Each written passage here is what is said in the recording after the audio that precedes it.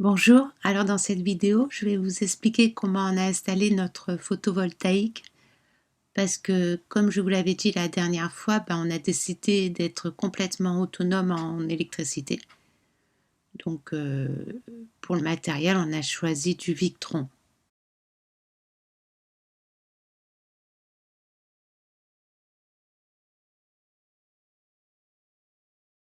Alors, on a récupéré des barres métalliques pour faire les fixations des panneaux photovoltaïques.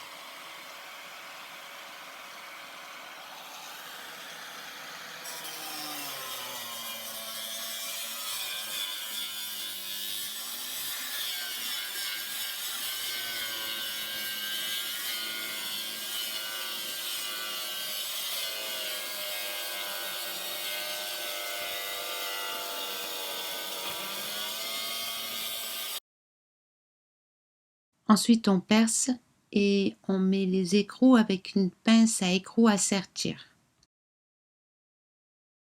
Ensuite, on met une colle d'étanchéité sur les barres.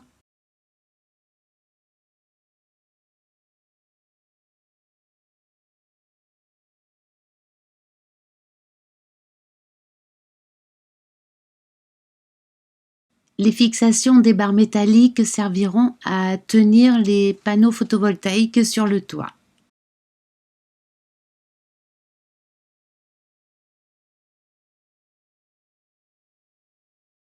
Ensuite, les 4 panneaux sont posés sur le toit. On a mis 4 panneaux de 175 watts chacun.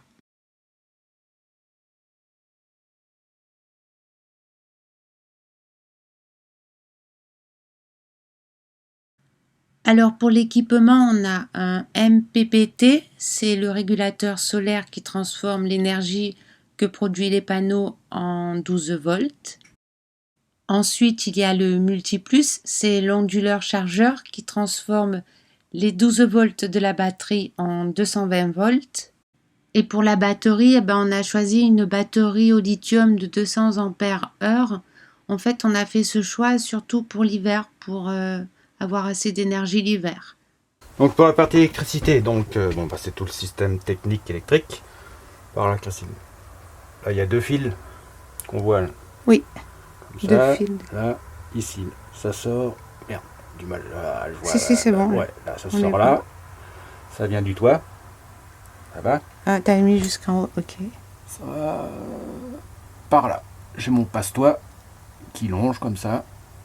Donc après, qui suit le fil. Passe-toit là-haut. Donc là, il y a, pour les panneaux solaires, il y a le positif, négatif. Hop, ça passe là. Ce sera relié au régulateur solaire. Après, le régulateur solaire sera relié à la batterie. Donc ça, c'est pour mon BMW 712. C'est mon panneau de contrôle pour... T'as dit quoi, BMW 712, c'est quoi ça? Tu sais, le petit panneau de contrôle là, pour savoir l'état de charge de la batterie. Ok, d'accord. Après, voilà, ça se sera relié au convertisseur chargeur. Donc là, de l'autre côté, à l'extérieur, il y a une prise extérieure 220. C'est une prise P17. Ça me permettra de me brancher sur un réseau extérieur, chez des amis, dans un camping. Lui, il est relié... je ne sais même plus. Non, il est relié là. Attends. Oui. Il est branché sur le convertisseur chargeur, d'où sa fonction chargeur. Donc pendant que je suis chargé sur un réseau extérieur, lui il va prendre en charge, il va me recharger ma batterie. Donc après lui, la prise extérieure est branchée là, et puis après j'ai une sortie 220 qui est là. Je l'ai relié à un... J'ai relié...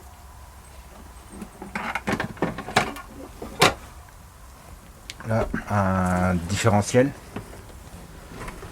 Puis après j'ai un disjoncteur par prise dans le fourgon. J'ai mis juste 2 prises 220, ça suffit. Une dans la cuisine pour un robot électroménager, et puis un dans le salon pour recharger ordinateur, tablette et tout ça. Et la prise 220, elle va pouvoir recharger les batteries aussi? Quelle batterie? Est-ce qu'elle peut recharger la batterie à lithium, la prise 220? en Oui, passant par le chargeur. c'est la fonction du multiplus. Ok.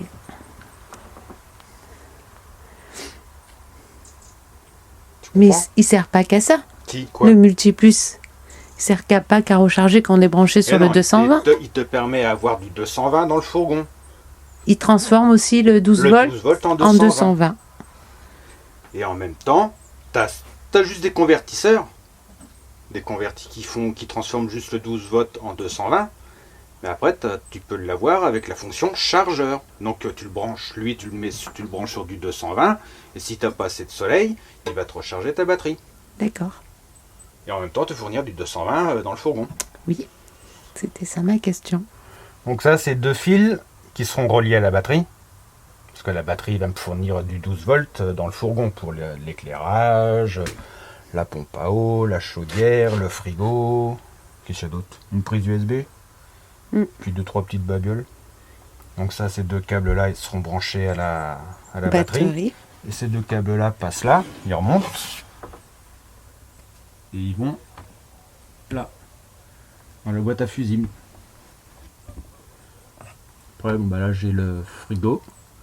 Là, c'était un marchepied électrique pour le... Bah, ça, c'est un... On n'a pas comme on l'a pas, donc bah, dessus, qu'est-ce que j'ai branché là-dessus? J'ai branché autre chose. C'est le ventilateur, je crois. Le lanterneau. Okay. Après ça, celui-là, ce sera la chaudière. Ça, c'est j'ai 2 éclairages. J'ai 2 éclairages pour l'intérieur, 2 fusibles. Donc j'ai divisé en 2 secteurs. Après ça, c'est la pompe à eau. Ça, c'est l'éclairage extérieur. Et le 10 ampères, le F9, qu'est-ce que j'ai mis dessus? L'USB, peut-être. Ouais. USB. Et tout ça, c'est commandé par le boîtier qui est là. Voilà. Là, j'ai l'éclairage. Là, j'ai l'éclairage extérieur. Ça, c'est la pompe à eau, je ne mets pas en route parce que la pompe elle est branchée et puis il n'y a pas d'eau. Température intérieure, je peux avoir l'extérieur, mais j'ai pas de son d'extérieur. Ça, c'est pour réservoir d'eau propre, ça me donne mon niveau. Et ça pour le niveau d'eau sale. La tension de la batterie cellule, avec son pourcentage. Ça, c'est la tension de la batterie porteur, mais je ne l'ai pas branché. Ouais, c'est pour ça qu'il y a ça. Je veux être indépendant de ça, sera plus tard. Puis voilà. Et puis voilà. Ça, c'est la marque Nord Electronica. Nord Electronica, oui. Je crois qui équipe les... C'est une marque italienne. Je crois que ça équipe les fourgons fond Vendôme. Oui, c'est ça. Ouais. Ok.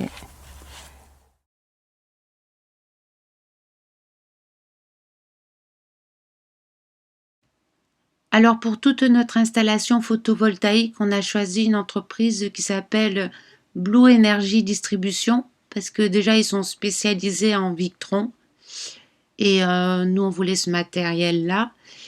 Donc c'est une entreprise qui se trouve à la Crau, à côté de Toulon, et on les a choisis aussi parce qu'ils ont un service assez rapide et de qualité et puis parce qu'ils ont des tarifs compétitifs. Alors, une fois qu'on avait fixé une partie du matériel photovoltaïque dans le fourgon, on a pris rendez-vous avec Blue Energy Distribution et le responsable a vérifié notre installation et il nous a fait aussi tous les câblages. Ok, ensuite, tout ce qui est distribution, enfin tout ce qui est moins, ça va venir ici là. Je vais partir du plus, normalement je mets tout de suite le coupe-batterie. Je sais pas, à côté, pareil, j'en sais rien, il est au-dessus si ça gêne pas, enfin, c'est pour vous les câbles. Les câbles, après on les fait à la longueur que... Ça on positionne les éléments et après je fais les câbles à la longueur de là où on l'a positionné, qu'ils soient accessibles. C'est censé être un truc relativement accessible quoi. Ici il va y avoir une porte, il y a quoi? Là je vais faire une porte, là ça sera fermé de toute façon. Et il y a besoin de l'aérer ce local là? Faire un petit trou dans le plancher pour apporter de l'air frais? Ça dépend lui, comment c'est lui qui va chauffer le plus. Suivant ce que vous consommez. La batterie chauffe pas? Non, la batterie non, très peu. Si je veux couper là-haut, je fais comment? Je peux pas... Si je débranche ici. Débrancher ici ou directement les connecteurs là-haut. Ouais, le connecteur là-haut. C'est pas de la très fort puissance, ça va, enfin ça commence à être bien mais... Bah normalement là-haut je devrais avoir... Oui, avec le connecteur plaque. 40 volts. Bah, ils font 20, non, ils font 20 et quelques, 24, donc ils doivent faire 27. En série, ça fait 50 à peu près, plus ou moins 48 volts. Je laisse un peu de longueur pour faire propre comme ça, ou je les coupe droit comme ça. Peut-être plus comme ça, hein, parce que pour travailler, c'est plus facile.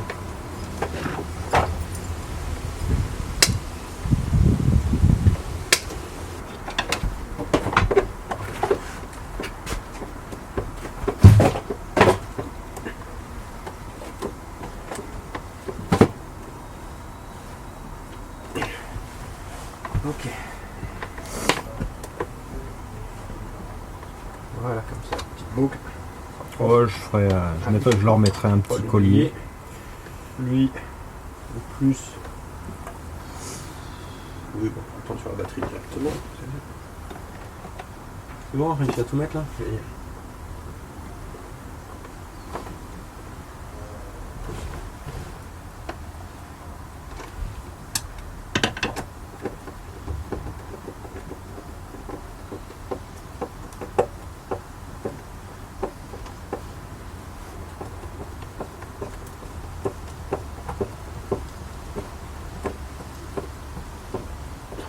Et après, on pourra faire les essais, on mettra le camion au soleil.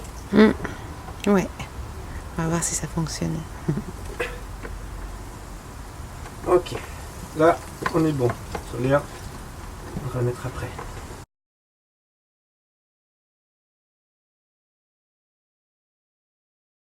Je parle en même temps? Allez, c'est parti là, oui. Ok. Vous me voyez pas, moi? Alors nous sommes sur une installation électrique faite dans un camion avec une production solaire qui se trouve sur le toit de 700 watts. Cette production solaire arrive sur une interface, le MPTT, qui va convertir la production solaire sur la charge de la batterie.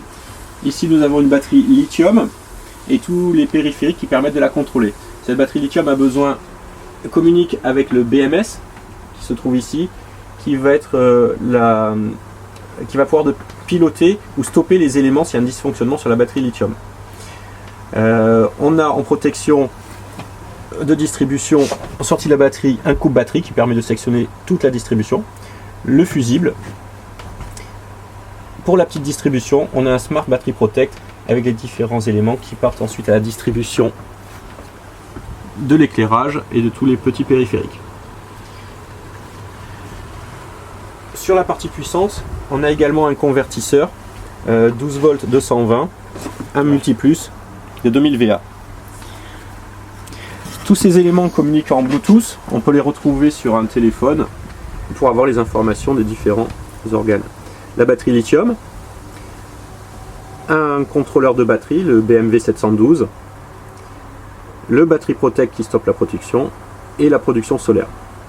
Chacun des éléments a été mis à jour, il suffit de connecter sur l'élément et la mise à jour se fait automatiquement. On retrouve les tensions de production des panneaux solaires, bon là pas de chance on est à l'ombre, et la tension des batteries et la courbe de charge dans laquelle on se trouve.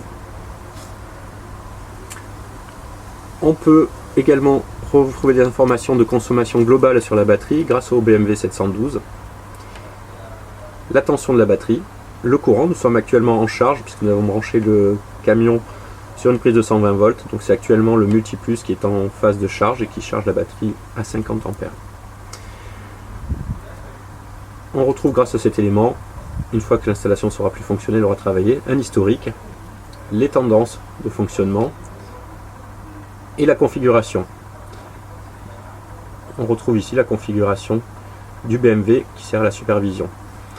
Deux fonctionnalités. Avant de la mise en service, on a vérifié et calibré la mise à zéro.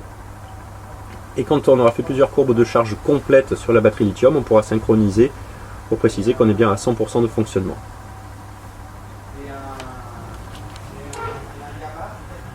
La partie un peu du cerveau, on va dire, de la batterie lithium, c'est le BMS. Il peut piloter le multiplus, c'est surveiller s'il y a une surcharge et le stopper à distance. Il vient aussi, il peut stopper la production solaire grâce à une petite interface VE Bus non Evertic System en VE direct. Ici. Alors c'est une sortie qui pilote le VE direct, voilà. Et un câble de contrôle qui peut venir stopper la distribution sur le Battery Protect.